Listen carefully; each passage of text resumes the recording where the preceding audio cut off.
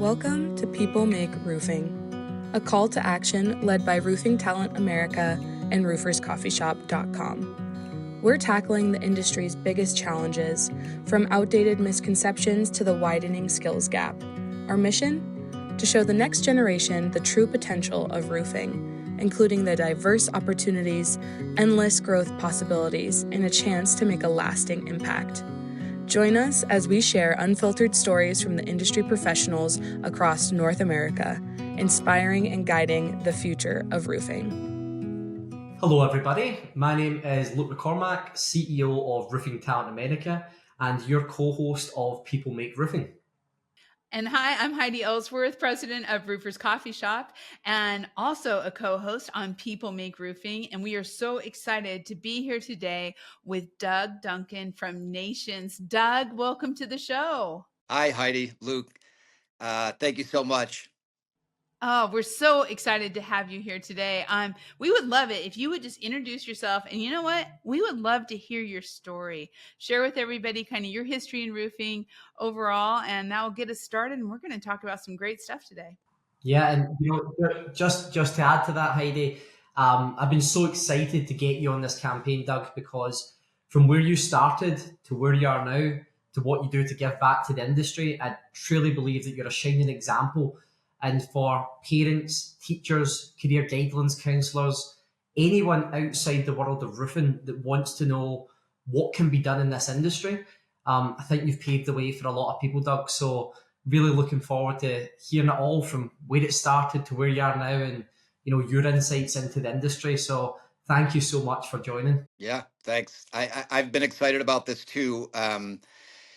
You know what, I think it's really important. Before I get into my story, right? Like my story, I think is very important right now in our industry, and that is the story of a successful career in roofing, right? That's really, and I didn't intend to go down the path that I've gone at all, but the path that I chose, I am so grateful for, because when I started out in roofing, 35 years ago, my father owned a commercial roofing company, and I was, not a good student, let's say. I just wasn't. It just really was not for me, and so I think how this happened a long time ago for a lot of people my age and older than me, right? If you didn't go to school, you were getting a job. And I wasn't always really thankful and grateful that my father owned a roofing company at the beginning. It just wasn't, right? I didn't see the opportunity. I didn't see the career path. But I did. I started out, like a lot of people in roofing, I started out working in the warehouse in the summers, and my pay from my dad was I'd get a hot dog. That would be my pay for lugging around, modified and around the office, around the warehouse, and all that good stuff. We had a sheet metal shop there, and we bent our own sheet metal, so I did a lot of that kind of work in the summers. But my pay was a hot dog, and then he would say I can even sometimes have like a tomato or a pickle on there if I did a good job. I'd get the extras. So but around a roofing shop back then, 30 years ago, right? It's probably different than it is now, and I learned a lot of interesting stuff from a lot of people. Lots of good stuff and lots of stuff that maybe got me in trouble sometimes, but always I remember from he owned a roofing company, I think when I was 3, so I didn't really remember the start of the roofing company, but I've always been around these kind of people. And what has not changed in this industry is the genuine type of people we have, the generosity. I mean, I remember that back from when I could first remember. The people were so just really heartfelt people, and always have been, and today is still that same type of person that is attracted to roofing. So anyway, I started in warehouse, and I did that in the summers. In my article on professional roofing, it was, I don't want to. I wasn't a good student. I left school. I'm okay. I'm not ashamed to say that, right? I do have a GED. which just adds to my story, right? And that was the start of. So I went through. Then I got up on the roof. I worked for my two older brothers, my uncles, my father.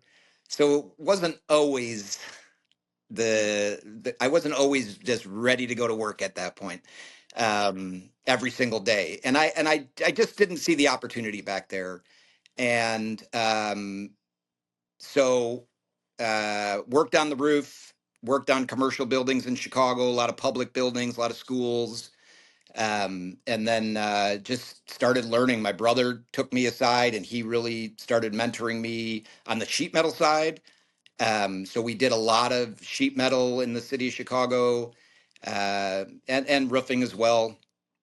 And then got to be a foreman, then got to be a superintendent. And then my father unexpectedly passed away in the 90s. And we were not business people. He was a business person, but there was no succession planning there, unfortunately. We were just a bunch of roofers without the business side of it, and my older brother really tried to keep that together, but it was just we didn't he didn't have the skills to do that, but he tried, and we all tried. So then I broke off on my own, and started my own small residential roofing, siding, windows, and uh, and I was at kind of a crossroads because I didn't have the business side of this either. I didn't have any business training. I didn't have a formal education. So although it was a very good company that I was running, and I had passion about, working on people's houses, and I had all that, I didn't have the passion for accounting or human resources or contracts or league. I had no training in that. So I really was forced to do something at that point. So I kind of came to a crossroads there, and I answered an ad in the Sunday Want ads. Nation's Roof was hiring an operations manager. I was sitting in my basement. I was living in the city of Chicago, and I was sitting in my basement, and I said, "Oh boy, I got to do something." So I answered the Want ads. I got an interview as an operations manager, and I was hired, and it was a very new company. Nations Roof had I think they maybe had one or two offices at that point. And I'll tell my quick story for anybody. I'll tell this a lot, but it's important for people who are already in roofing that start getting promoted, right? That start getting promoted in the office. That is a hard transition. I went through it, but I have the experience to mentor our people now, because we're always looking for our next project managers. We're always looking internally for estimators, what their skill set is. And it's a hard transition. And I can only share my experience with people, and they can only, really understand that until they get into, so my quick story, which won't resonate today because it's around a fax machine, and I was, yeah, I was hired. I was hired by the president of the office to be the operations manager. And my first day of work, I was sitting at the office, and the phone rings, and I'm like, okay, I'm going to really show them what I got, right? And I've never been in an office environment at that point, 20 years ago.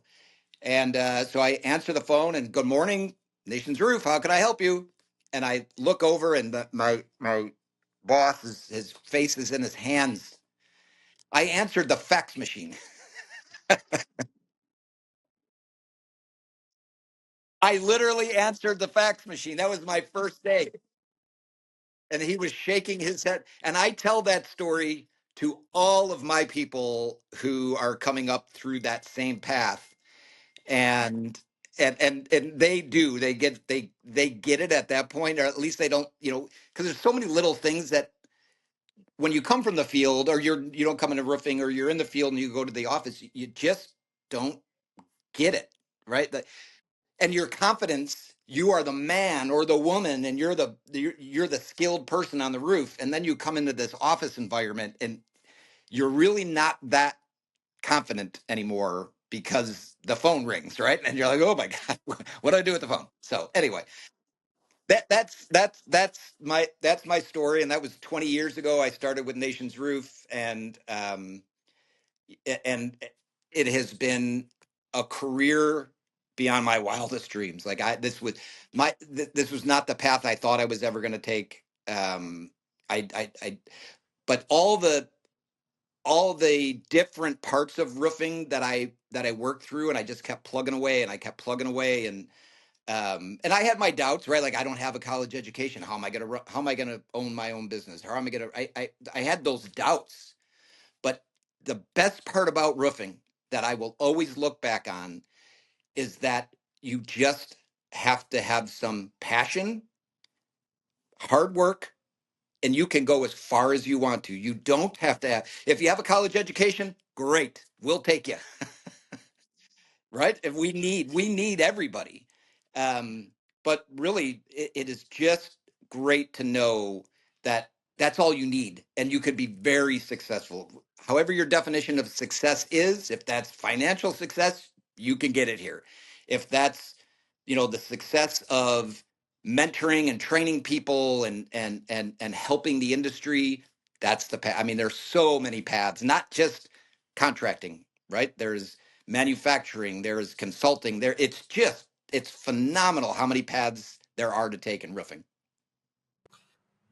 That's so interesting, Doug. And you've went from not really seeing the opportunity that exists in roofing, not really having the commercial acumen to be answering fax machines, to then shooting all the way up the career ladder to becoming the president of Nations Roof Illinois and chairman of the board within the NRCA.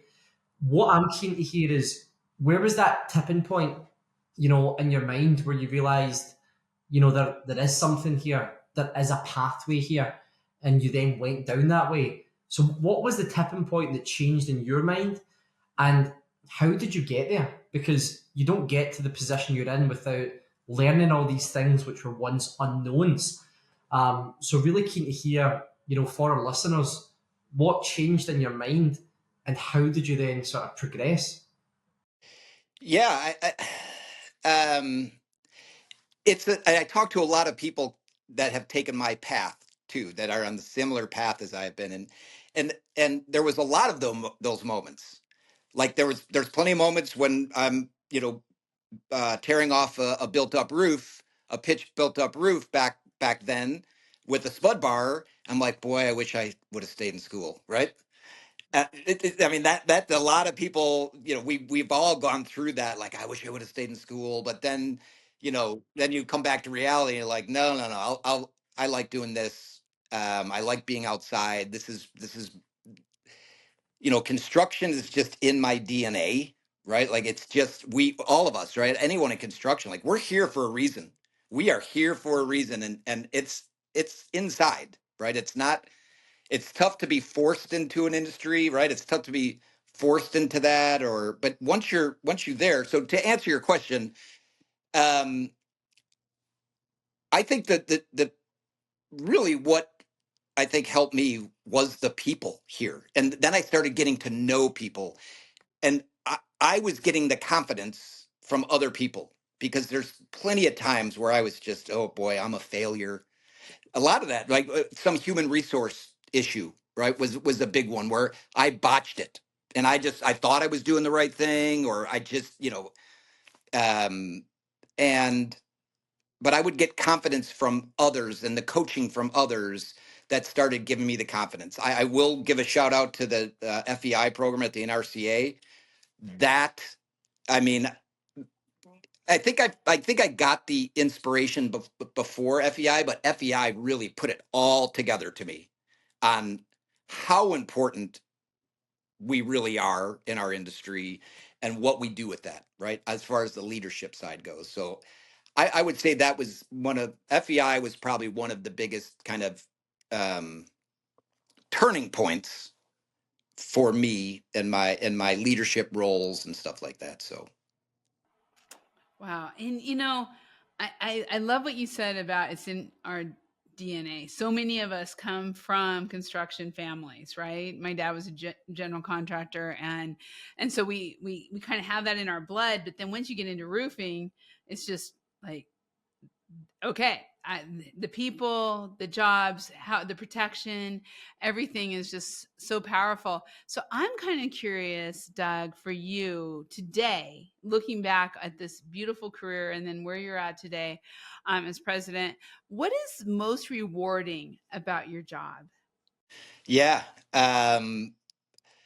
The the most rewarding thing that when I come into the office, and this doesn't happen every day, but my ears and eyes are open much more now when anybody who works in our office, if that's a laborer, a foreman, a project manager, an office person, when they start talking about their family, when somebody comes in and shows me a picture, it just happened a couple of weeks ago. One of our foremen came in and he had a new patio put in his house and a picture of his family on this patio.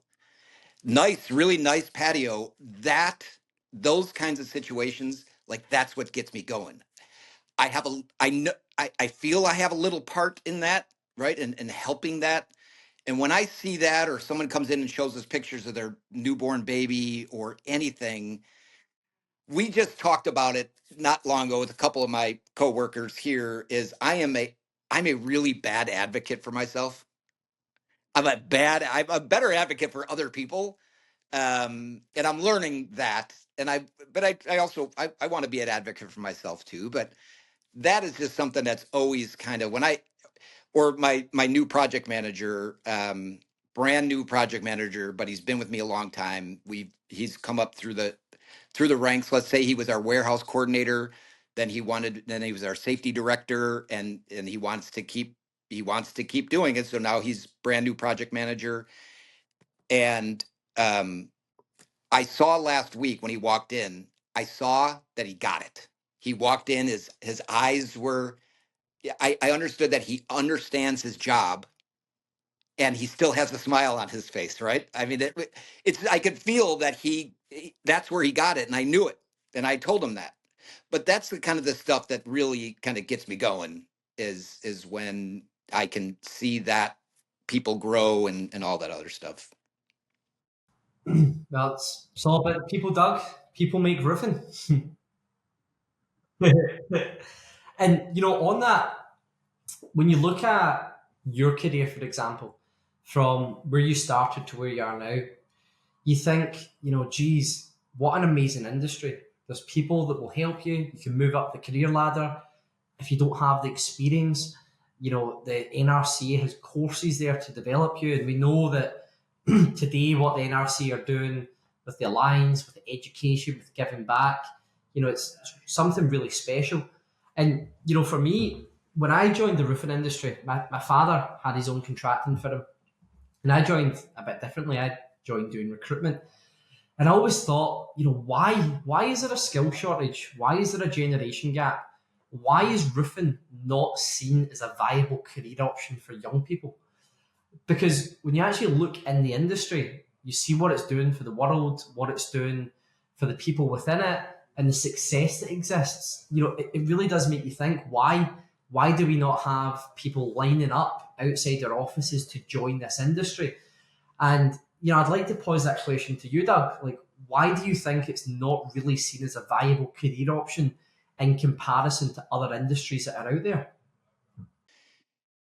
I think there's several reasons. I mean, there's plenty, right? There's plenty of reasons I think why, but the one major factor here is I think that they just don't know. They just don't know, but through what you guys are doing and what the NRCA is doing and everyone, it's to get this out there, right? It's to get this story out there. It's getting my story out there. I think that's the main factor behind it is they don't know. Lack of education about the industry. Um, um, but I feel a turn, even in my own neighborhood and with parents, and I've got young, I'm high school my daughter's in high school now. I think that's still young, but um, the discussions with the parents have changed. I really think that the college path, I think people are coming into more reality now, and not just parents. I really hear that from the government side as well. That I haven't paid for college yet, but I would assume enough people got smart enough that they didn't parents didn't want to pay for one semester of college anymore, and then find out that maybe they shouldn't have pressured their kid to go that path just because. So I do feel that that narrative is changing, and that's going to help. I think that's going to help with younger people. But yeah, to keep getting in front of people and all it's just overwhelming how many programs and CTE and like Skills USA and the world competitions, and it is amazing. It's overwhelming sometimes, and I want to do, I think probably like all of us, I want to be my hands in everything, but I just, you can't. There's not enough. Well, Heidi, you can, you can, you can have your hands in everything for sure. But you're special. Not um, every. but you know what I mean. There's just so much out there, and I feel the momentum just going and going and going, and yeah. So I think getting the word out, keep telling stories like mine for a certain type of person, right? And I think it's going to take just a lot about our personalities. Of we've made the decision at home, if one of our kids is not college material, we're going to find out before we pay $80,000 a year tuition. We're gonna find out much before that, I think. So And that's a totally different way of thinking than when I grew up and my family, I was the first one in our family to go to college, but it was just, my mom was just like, you're all going to college. That's it. Right. And so, but yet no one in the previous generation had, and for the most part. And so to look at that today, there I love this change. And I think, when we talk about being involved in everything, Doug, we do have to talk about Skills USA, because you and I were both there. And Skills USA, I mean, when I watched the parents sitting on the sideline watching their students put on, heat weld commercial flat roofs, low slope roofing systems, I was teary. I mean, it was just so cool to see those parents so involved. So I guess I would love to ask you, what is some of the advice that you would give whether it's those competitors at Skills USA, the competitors that we had at the Young Roofers over in Austria, all this, the young kids who are coming out of high school, what's some of your advice you would give them about considering roofing as a career?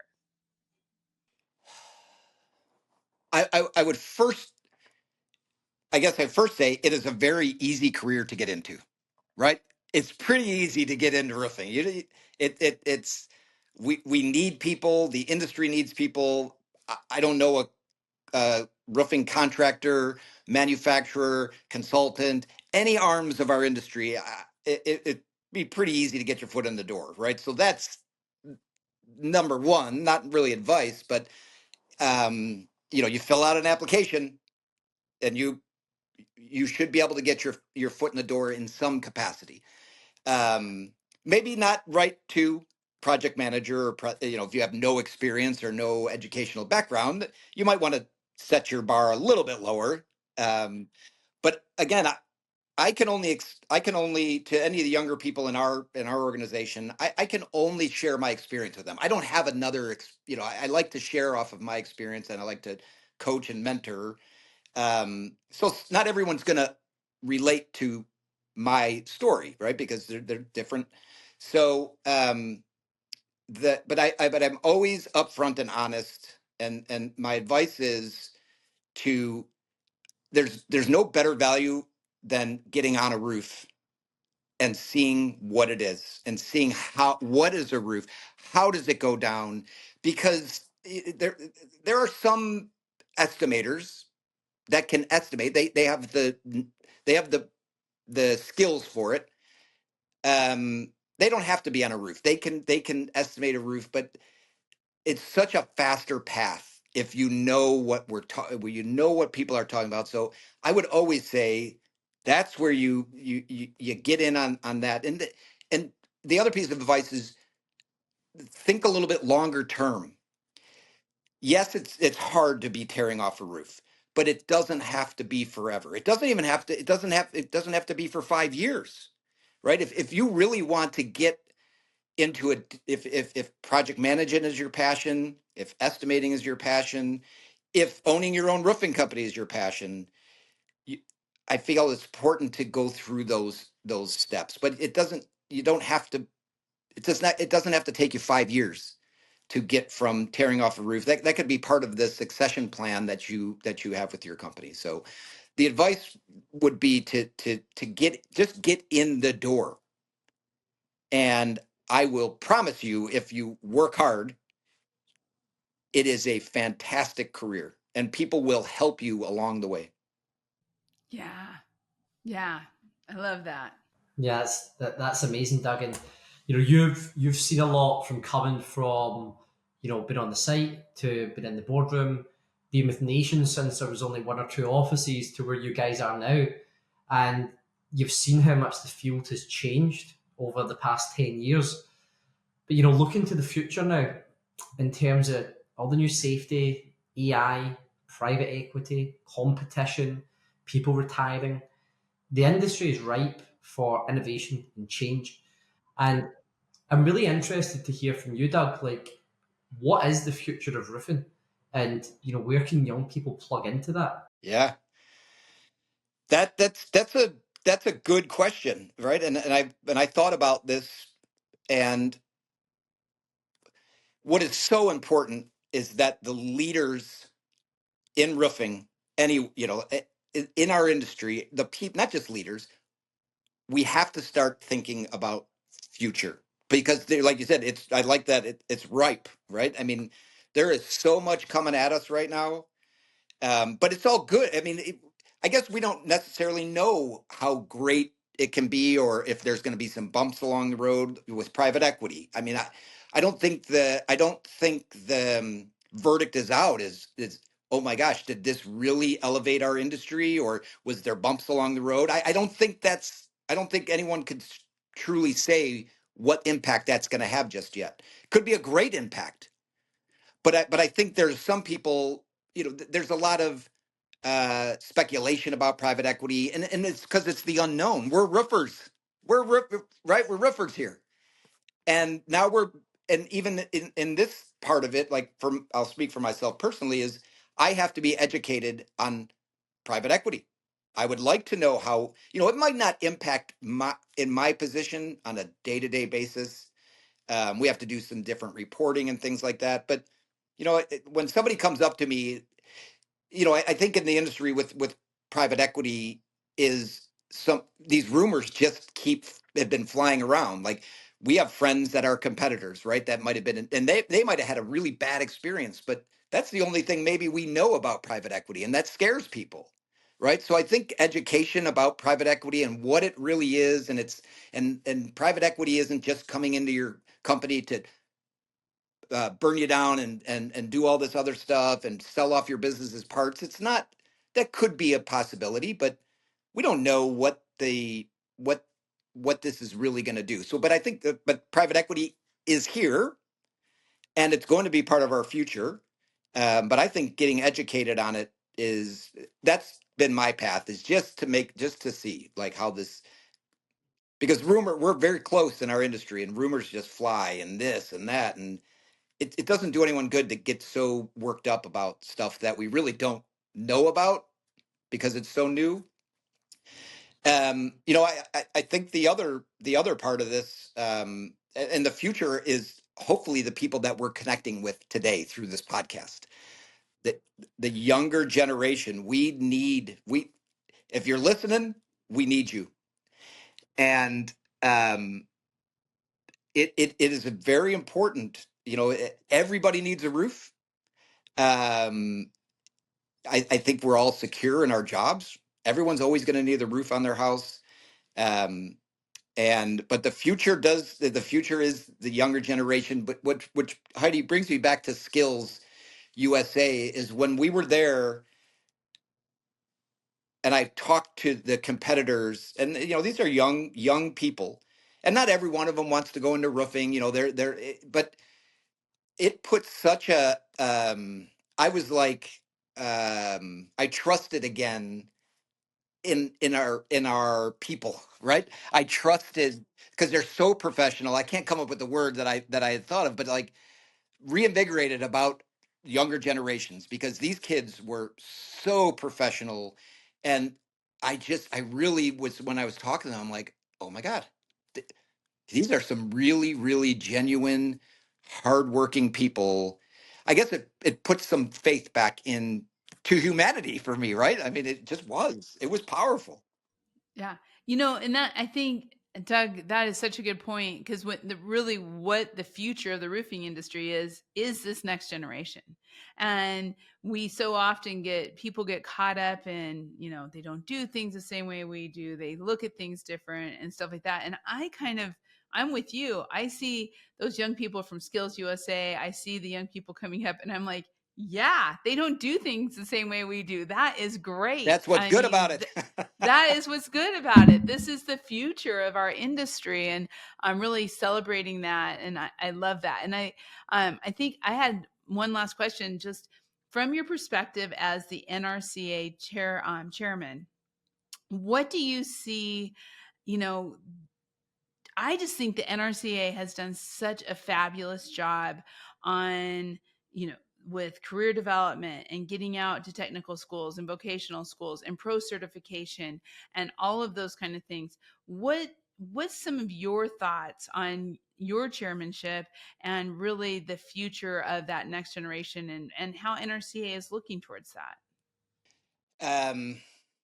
From that lens, and from wearing that hat, right? There's a couple hats going on, but from that, um, what has been so great about the NRCA and about being involved in it is you have some of the brightest people in the world coming together, and we are talking, with strategic planning, right? We're talking about what are some threats to the industry, what are opportunities to the industry, and it, in the committee and association world, it's difficult for a person like me because in my work life, I can make decisions just if I want to. I can make the decision to change something. I can make that decision, and that's what I'm kind of used to, right?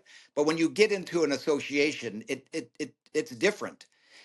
But it's all going towards everyone, for the most part, rows in the same direction, and that's what is so great. And there's one thing that everyone is agreeing on right now within the association is that the next generation has to have a place, has to know about it, has to be trained, has to learn about roofing. That's what's, I think, so great about the NRCA is it is just it's kind of the glue that brings us all together, and gets us in one room, and it's powerful stuff. And I had no intention of being the chairman of the board of the NRCA. I can tell you it was not in any thoughts of mine until my friends in the association started talking to me and giving me, again, back through it, giving me confidence, right? And reminding me about my story, saying, hey, this might be a good opportunity to tell your story, to let kids know that you can go from working in a dumpster to the president of a successful roofing company, to the NRCA. And why I really then got those two things when I was asked to start moving up. And I didn't know I was on the path to a chairman of the board until, like, I didn't know there was you have to go on the board of directors and you have to go on the executive, and then there's a path. I didn't know that. Somewhere along, like the second stint of me being on the board of directors, somebody said something and I said, whoa, wait, what? Like, yeah, this is like the third. This is like, hey, you're being noticed here, and people are starting to talk, and they're recognizing that you're got some passion. And I said, oh, I didn't. So I didn't even know that that was really the path to that. But because of my story, I thought that's why I accepted, because if I can talk to people, younger people, they can understand where I'm coming from, and then the second part of that is I owe, right? That's it. I owe this industry. I owe people my service for doing this. And I, to this day, those two things are why I accepted that really important role. But yeah, so that's it, right? I mean, that's the NRCA story. But the Skills USA, I mean, everybody, the staff, committee members, it is full court press. There's so many good things that Luke, you mentioned the Alliance and the Clemson, and I mean there are just there's so many different avenues. Doug, you are perfect for People Make Roofing.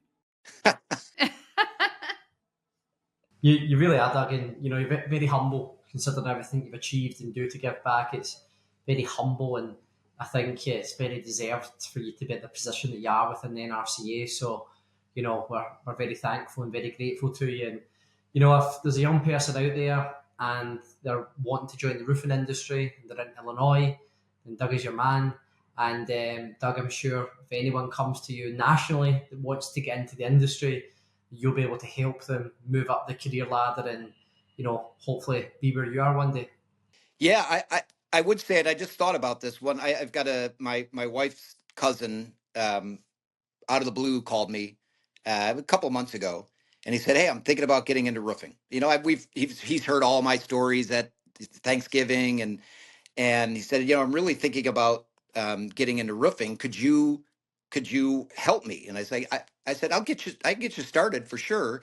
And it dawned on me that the first thing that I did, I called Amy Staska at the NRCA, and I said, I've got somebody who's really interested, doesn't know which path they want to go down, but he's got some construction experience, and younger guy, new family, right? All this, and he's really starting to think, hey, it's I better start getting going here.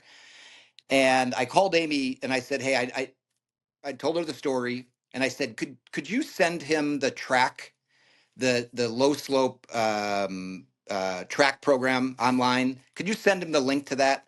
That was the first thing I thought of. I sent it to him and I said, hey, go through this track program that will teach you the basics of roofing, right? Just start right there. And he did, and he's still working through some stuff, but he went through that program, and it wasn't something I thought of, but it was right there. I was like, oh, I got the perfect thing. And again, that is just giving him what roofing is, what a deck is, what a membrane is, and it's just giving them the basics. But yeah, that's a start. That is a good start for that program that was created by the NRCA and the committee members, and we all had a little part in that one too. So that's a great tool, I think, to learn. And now your cousin needs to talk to Luke. Yeah. And that's how you get into the roofing industry. There you go. Amen. And you know, like we've brought people into the industry. One guy was a professional golfer, one was an English teacher, people from just out with construction. So, you don't always need to start on the site. There's lots of opportunities for professionals from other industries to join. And, if you're looking at the roofing industry, we are hiring.